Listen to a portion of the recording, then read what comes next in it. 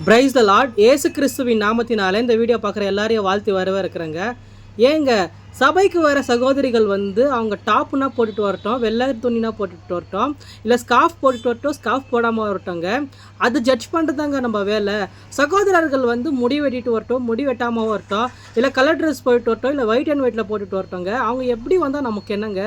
இப்போ இருக்கிற சர்ச்சுகளை நிறைய என்ன தெரியுமா நடக்குது? இந்த வீடியோ பார்த்துட்டு இருக்கிற பிள்ளைகளே, உங்களுக்கு கூட இது நடந்திருக்கலாம். என்னன்ட்டுனாக்கா, வெள்ளை ட்ரெஸ் போயிட்டு வந்தாலும் சரி, இல்லை வேறு கலர் ட்ரெஸ் போட்டு வந்தாலும் சரி, அவங்கள பற்றி விசுவாசிங்களே ஒருத்தர் வேறு மாதிரி பேசுவாங்க. என்ன இந்த பையன் இந்த மாதிரி கர்த்தருடைய சன்னிதானத்தில் போயிட்டு இந்த மாதிரி ஒயிட் அண்ட் ஒயிட்டில் வராமல் இந்த மாதிரி கலர் ட்ரெஸ்ஸில் வந்திருக்கிறான், என்ன இந்த அம்மா இவங்க ஸ்கார்ஃபே கட்டாமல் வந்திருக்கிறாங்க. இங்கே பாருங்கள், அவங்க கட்டுறதோ கட்டாததோ அது அவங்களுடைய விருப்பம், அது அவங்களுடைய விசுவாசம்.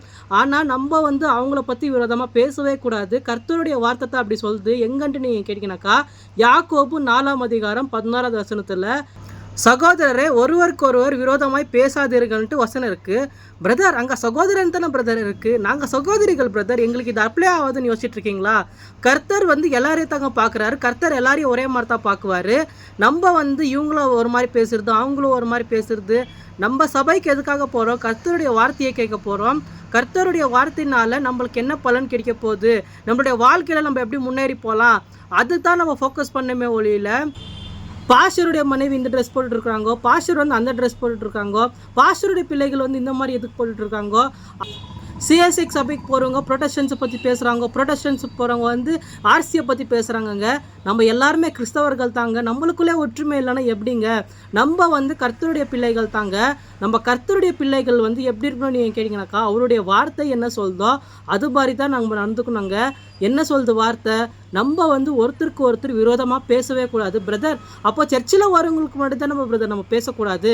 ஆனால் நம்ம அப்போ வெளியில் இருக்கிற ஜனங்களை பார்த்து பேசலாம் தானே. அந்த பையன் பிரதர் சிகரெட் அடிக்குவான், குடிக்குவான். அதே போல் இந்த பொண்ணு பிரதர் எப்போவுமே ஃபோனுன்னு இருக்குது பிரதர், மற்றவங்களை பற்றி நம்ம பேசலாம் தானே பிரதர். இல்லைங்க, கர்த்தருடைய வார்த்தை என்ன சொல்லுதோ அதை தான் நம்ம செய்யணுங்க. நம்ம சந்தோஷத்துக்கோசரம் மற்றவங்கள நம்ம கஷ்டப்படுத்தவே கூடாது. நம்ம கர்த்தராக இருக்கிற பிள்ளைகளே, இந்த வீடியோ பார்த்துட்டு இருக்கிற நீங்கள் இந்த மாதிரி செய்யலான்னு நான் நினைக்கிறேன், கண்டிப்பாக விசுவாசிக்கிறேன்.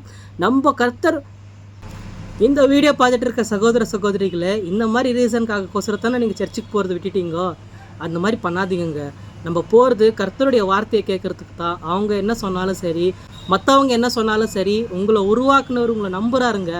வீடியோ உங்களுக்கு பிரயோஜனமாக இருந்துச்சு நான் நினைக்கிறேங்க. தேங்க்யூ ஸோ மச் ஃபார் வாட்சிங். God bless you.